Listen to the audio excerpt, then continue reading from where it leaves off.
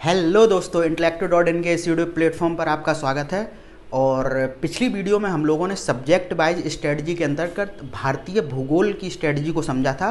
और आज की इस वीडियो में हम लोग विश्व भूगोल यानी कि वर्ल्ड ज्योग्राफी की पूरी स्ट्रेटजी को समझेंगे कि आखिर क्या क्या पढ़ना है, कैसे पढ़ना है, कौन कौन से मुख्य फोकस बिंदु रहेंगे आपके और कौन कौन से सोर्स रहेंगे। तो सोर्स में तो जो किताबें मैंने आपको पहले बताई थी उसमें भारत के साथ विश्व का भूगोल भी होता है, तो सोर्स तो आपके वही हो गए। ठीक है, बस यहाँ पर ये पता कर लेना है कि कौन कौन से मतलब आपके सिलेबस में कौन कौन से टॉपिक हैं और उन टॉपिक्स में से आपका जो मुख्य फोकस बिंदु होना चाहिए वो कहाँ पर होना चाहिए। ठीक है, चीज़ें बोर्ड पर आपके सामने की पॉइंट के रूप में लिखी हुई हैं ताकि कि लेक्चर की जो टाइमिंग है वो बहुत ज़्यादा लंबी ना हो।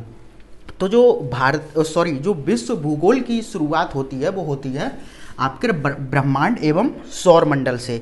लेकिन यहाँ पर एक चीज़ ध्यान देने वाली ये है कि हाल ही के वर्षों में अगर हम लोग पिछले 4 से 5 साल के पेपर्स को उठाकर देखें, चाहे वो यूपीपीसीएस हो या फिर आरओ हो या फिर अन्य कोई भी स्टेट पीसीएस हो, वहाँ पर ब्रह्मांड और सौर मंडल से जो क्वेश्चंस हैं वो बिल्कुल ना के बराबर पूछे गए हैं।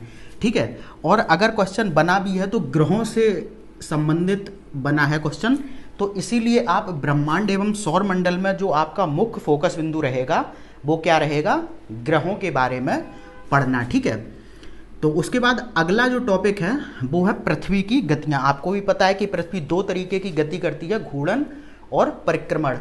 तो यहाँ पर आपको उन गतियों के बारे में बहुत अच्छी तरीके से पढ़ना है और जो आपका मुख्य फोकस बिंदु रहेगा वो रहेगा कि किस गति का क्या प्रभाव पड़ता है। ठीक है, किस गति के कारण यानी कि दिन व रात होते हैं, किस गति के कारण आपका दिन का बड़ा या फिर छोटा होना होता है, या फिर किस गति के कारण ऋतु परिवर्तन होता है। ये सारी चीज़ों पर आपको अपना मुख्य फोकस बिंदु रखना है। फिर आप देखेंगे इसी के अंतर्गत सूर्य ग्रहण व चंद्र ग्रहण होते हैं, तो आपको ये भी ध्यान रखना है कि कैसे सूर्य ग्रहण की क्या प्रक्रिया है या फिर चंद्र ग्रहण की क्या प्रक्रिया है। ये चीज़ें भी आपको बहुत अच्छी तरीके से पता होनी चाहिए। इसके बाद एक और टॉपिक यहीं पर ऐड होता है आपके में, वो होता है ज्वार और भाटा, जो कि पृथ्वी की जो गति होती है उस पर ही निर्भर करता है। तो आपको ज्वार भाटा के संदर्भ में भी बहुत अच्छे से पढ़ना है, क्वेश्चन यहाँ से काफ़ी बनते हैं। इसके बाद आपका जो अगला टॉपिक है वो है अक्षांश और देशांतर के बारे में पढ़ना। यहाँ पर आप देखेंगे कि जो अक्षांश और देशांतर है उनमें आपको देखिए एक कर्क रेखा, एक मकर रेखा और विषुवत रेखा, इनके बारे में बहुत अच्छे से इनकी अवस्थिति और इन पर कौन कौन से देश स्थित हैं ये पता होना चाहिए। ठीक है, यानी कि कहाँ कहाँ से ये रेखाएं गुजर रही हैं। इसके बाद आपको विषुवत रेखा पर बहुत ज़्यादा ध्यान देना है क्योंकि विषुवत रेखा से संबंध होकर काफ़ी क्वेश्चन यहाँ से आपसे पूछे जाएंगे।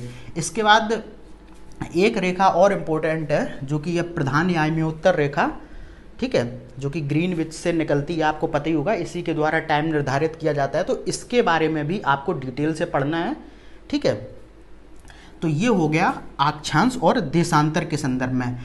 अब देखिए यहाँ पर आता है पृथ्वी की आंतरिक संरचना। देखिए थोड़ा सा यहाँ पर एक चीज़ समझने वाली है कि जो आपका विश्व भूगोल है प्री के लिहाज से अगर हम देखें वहाँ पर, तो चीज़ों को बहुत ज़्यादा कॉन्सेप्चुअली नहीं पूछा जा रहा है।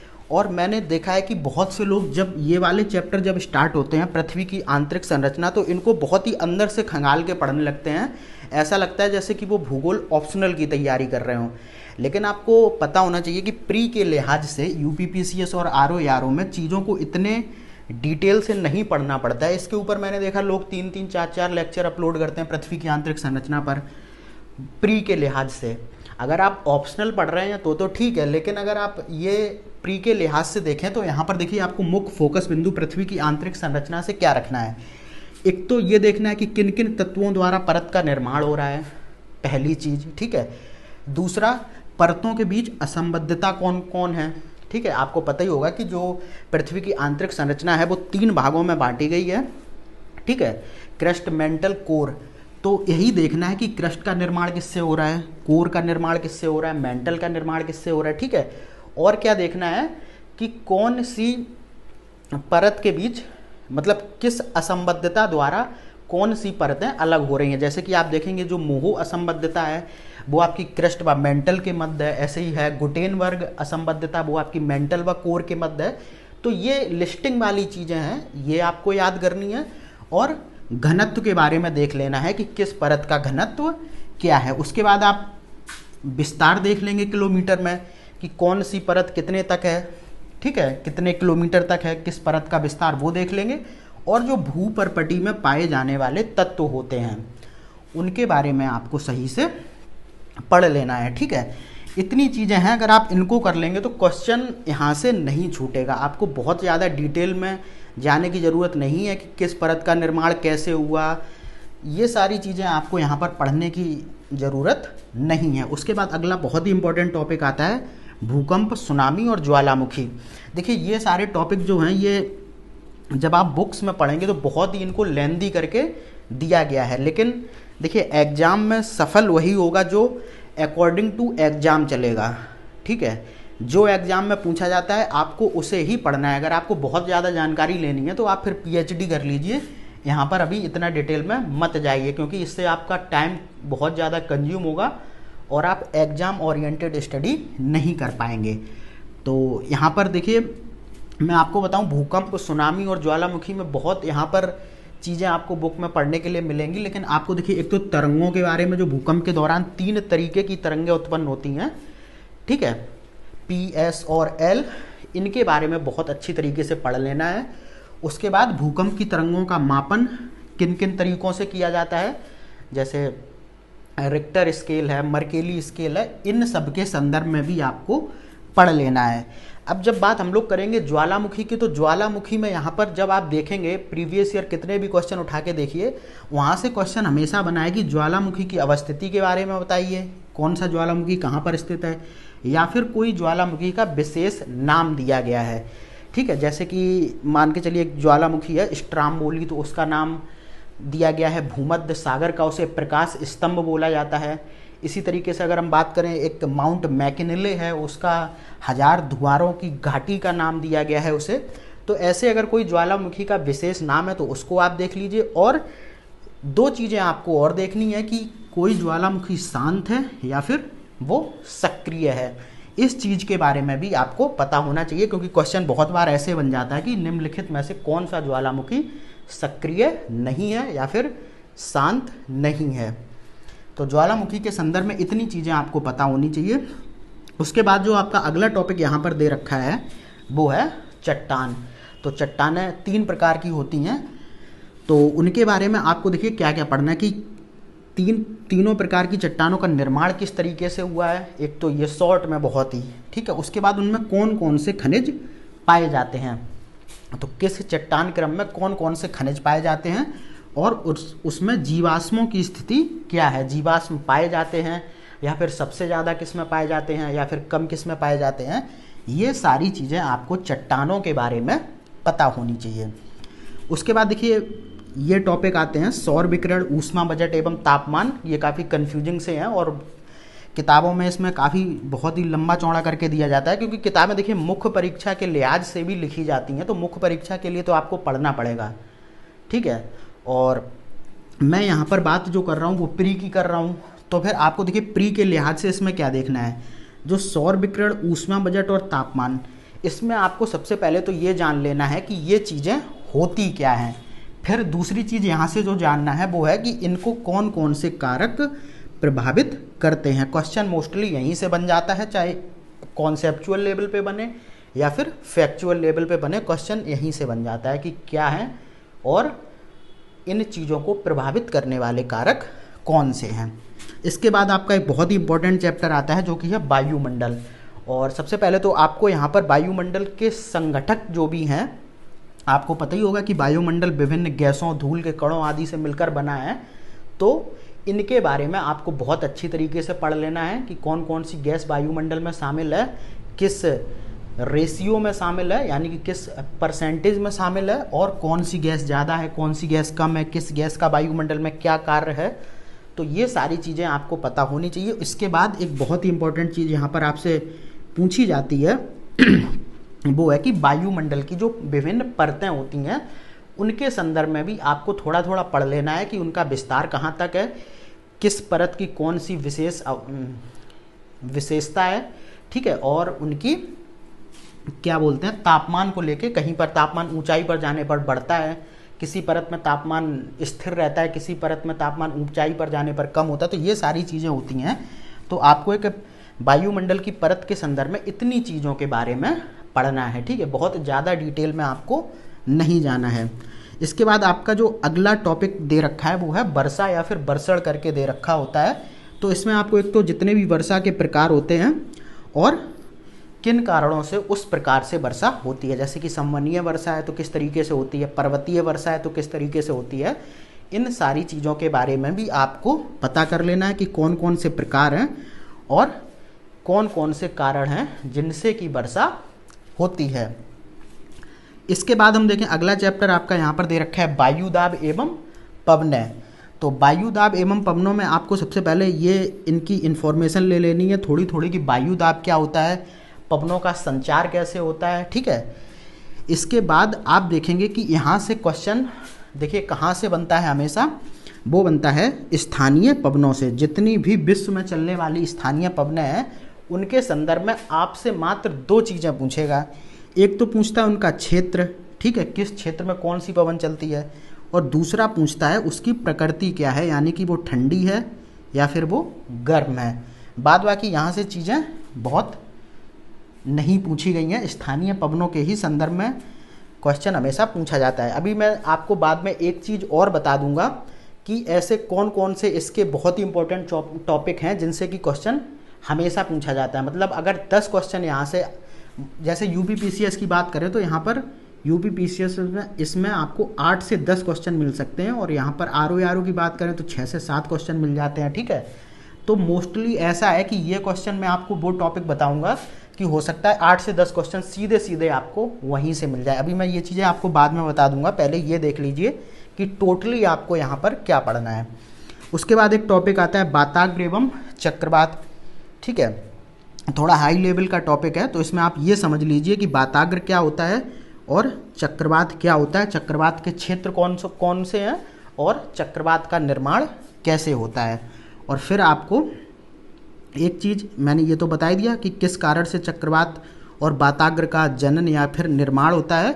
उसके बाद प्रमुख चक्रवात जैसे हरिकेन है, टॉर्नेडो है, ठीक है, भारत में चक्रवात ही इसे बोलते हैं, टाइफून है। तो इन सब के बारे में आपको पता कर लेना है कि हरिकेन कहाँ पर आता है, टाइफून कहाँ पर आता है, ठीक है, और टॉर्नेडो कहाँ पर आता है, और इन चक्रवातों को किस स्केल द्वारा यानी कि किस मापक द्वारा इनकी गति को नापा जाता है या फिर मापा जाता है।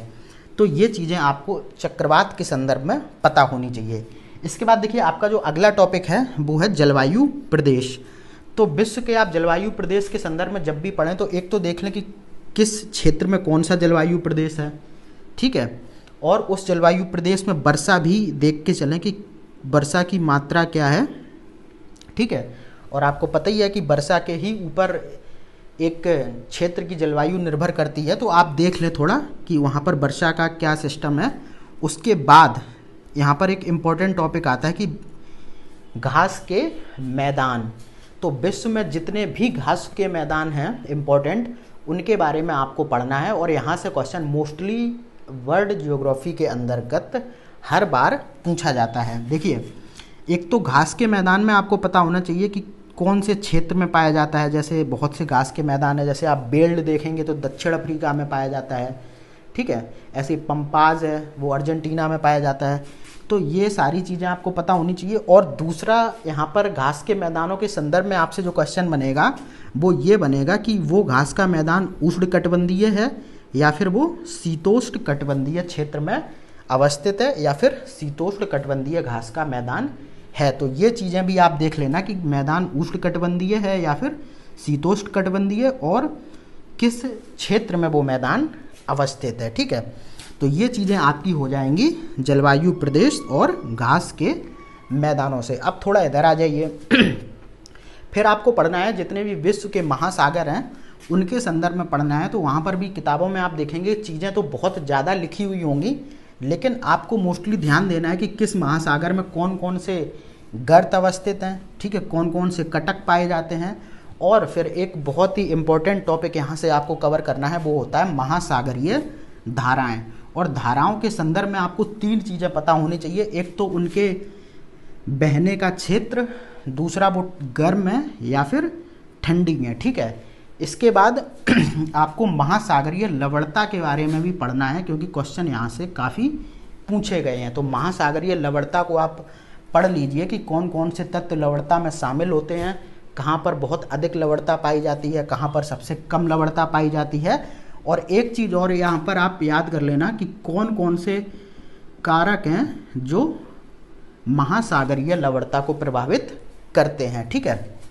तो ये सारी चीज़ें आपको महासागर के अंतर्गत पढ़नी है। फिर आपको अगला जो टॉपिक यहाँ पर कवर करना है वो करना है संसाधन, खनिज एवं उद्योग।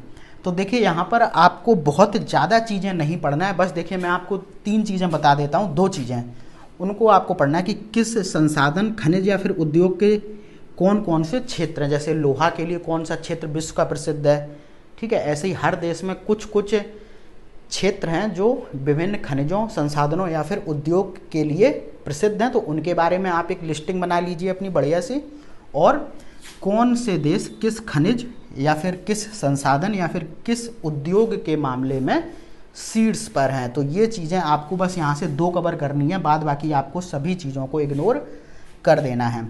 उसके बाद देखिए टॉपिक आता है विश्व के महाद्वीपों के बारे में, यहाँ पर आपको पढ़ना होता है। और यहाँ से क्वेश्चन बनते हैं बहुत ज़्यादा। मोस्टली अगर आप वर्ल्ड ज्योग्राफी की बात करें तो क्वेश्चन यहीं से बन के आते हैं, ठीक है। आपको पूरे विश्व के जितने भी महाद्वीप हैं उन सबके पर्वत पठार, चाहे वो एशिया हो, अफ्रीका हो, यूरोप हो, ठीक है, ऑस्ट्रेलिया हो या फिर उत्तरी अमेरिका हो या फिर दक्षिणी अमेरिका, आपको उन सारे के पर्वत पठार जितने भी इम्पोर्टेंट हैं, जितनी भी नदियां हैं इम्पोर्टेंट, उन पे स्थित बांध या फिर जलप्रपात हैं या फिर उनके किनारे कोई विश्व का बहुत ही महत्वपूर्ण नगर बसा हुआ है, तो इसको ध्यान में रखना है। फिर विश्व की जितनी भी प्रमुख झीलें हैं उनको बहुत अच्छी तरीके से पढ़ना है, और किस किस से वो सीमाएं बनाती हैं वो भी आपको पढ़ना है। और मीठी है या फिर खारे पानी की है ये भी देख के आपको चलना है। और फिर विश्व के मरुस्थल के बारे में आपको पढ़ना है। उसके बाद जितने भी महाद्वीप के महत्वपूर्ण बड़े बड़े देश हैं उनके बारे में आप पढ़ लीजिए, उनकी सीमाएं कहाँ से लगती हैं, उनकी राजधानी कहाँ है, उनको कैसी संज्ञाएं दी गई हैं। संज्ञाएं आपको पता ही होगा, जैसे कि आपको पता है जैसे नॉर्वे है उसको मध्यरात्रि का सूर्य कहते हैं, या फिर न्यूजीलैंड है तो उसे दक्षिण का ब्रिटेन कहते हैं। तो ऐसी चीज़ें भी आपसे बार बार पूछी जाती हैं। उसके बाद कोई नाम परिवर्तन हुआ हो, ठीक है, जैसे कि मान के चलिए बर्मा पहले म्यांमार को पहले बर्मा कहा जाता था, तो ऐसे ही आपको बहुत जगहों के नाम परिवर्तन हुए हैं तो उनके संदर्भ में पढ़ लेना है। उसके बाद देखिए जितनी भी इम्पोर्टेंट जल संधियाँ हैं उनके बारे में भी आपको पता होना चाहिए कि किस महाद्वीप के बीच कौन कौन सी जल संधि है, या फिर किस सागर के बीच जल संधि है, या फिर किन देशों के मध्य कोई इम्पोर्टेंट जल संधि है, उनके बारे में भी आपको पता होना चाहिए। इसके बाद देखिए जितने भी सागर हैं, चाहे वो आपका काला सागर हो, श्वेत सागर हो, बाल्टिक सागर हो, तो सारे सागरों के बारे में भी आपको थोड़ा थोड़ा उनकी अवस्थिति और उनसे लगने वाले देशों की सीमाओं के बारे में बहुत ही अच्छी तरीके से पढ़ लेना है। इसके बाद विश्व की जितनी भी जनजातियां हैं उसमें आपको कुछ नहीं पढ़ना है, बस ये देख लेना है कि कौन सी जनजाति किस क्षेत्र में निवास करती है। तो ये चीज़ें आपको पूरे विश्व भूगोल के अंतर्गत पढ़नी है। अब मैं आपको बता देता हूँ वो टॉपिक जहाँ से कि ये जो 8 या 10 या फिर आरओ में बात करें 6 से 7 क्वेश्चन बनते हैं तो बन जाएंगे। देखिए अगर मैं बात करूँ तो यहाँ पर देखें एक इम्पॉर्टेंट टॉपिक ये हो गया आपका ज्वालामुखी की अवस्थिति, ठीक है। क्वेश्चन हर बार यहाँ से मोस्टली 90% मैंने देखा है हर बार बन के आता है कि ज्वालामुखी की अवस्थिति के संदर्भ में। फिर देखिए कहाँ से बनेगा क्वेश्चन, उसके बाद जो क्वेश्चन बनता है वो बनता है स्थानीय पवनों से। दूसरा स्थानीय पवन हो गई। तीसरा आपका जो क्वेश्चन बनेगा वो बनेगा घास के मैदानों से, क्वेश्चन बहुत बनता है। एक ये भी उनका इम्पोर्टेंट टॉपिक है, आयोग का यहाँ से भी पूछता है जितने भी प्रमुख चक्रवात होते हैं। अभी मैंने आपको बताया था ना हरिकेन, टॉर्नेडो, टाइफून वगैरह, यहाँ से भी क्वेश्चन बनता है। उसके बाद देखिए क्वेश्चन कहाँ से बनता है, महासागरीय धाराओं से। ये बहुत एक उनका प्रिय टॉपिक है जहाँ से वो क्वेश्चन बनाते हैं। फिर संसाधन खनिज व उद्योगों के क्षेत्र से और उनके शीर्ष उत्पादक से क्वेश्चन बनता है। तो कौन सा हो गया ये, छठवां। उसके बाद देखिए ये सारे टॉपिक बहुत इंपॉर्टेंट है। पर्वत पठार, नदियाँ बांध जलप्रपात, झीलें, मरुस्थल, महत्वपूर्ण देश सीमाएं संज्ञाएं परिवर्तन, नाम परिवर्तन या फिर जल संधि, ठीक है, और जनजातियाँ। ये आपके कितने 12 से 13 टॉपिक हो गए। ये ऐसे हैं कि अगर आप इनकी लिस्टिंग को बहुत ही अच्छी तरीके से तैयार कर लेते हैं तो फिर आपको विश्व भूगोल में ज़्यादा दिक्कत नहीं होगी। आप कम से कम नहीं तो 80 से 85% क्वेश्चन इन्हीं टॉपिक से आपको वहाँ पर देखने को मिल जाएंगे और आप आसानी से इन्हें कर लेंगे अगर आप एक बेहतरीन नोट्स पढ़ के बैठे हैं या फिर आपने बेहतरीन नोट्स तैयार किए हैं। तो ये स्ट्रेटजी हो गई आपके विश्व भूगोल की। अगर किताबों की यानी कि सोर्स की बात करें तो मैंने कल ही बता दिया था, आप महेश वर्णवाल ले सकते हैं, ठीक है, या फिर आप ले सकते हैं माजिद हुसैन या फिर खुल्लर ले सकते हैं। इन किताबों को आप ले सकते हैं जिसमें कि भारत और विश्व का भूगोल दोनों ही आता है। और ये मैंने बता दिया पूरी स्ट्रेटजी। तो मिलते हैं फिर अगली वीडियो में, तब तक के लिए धन्यवाद।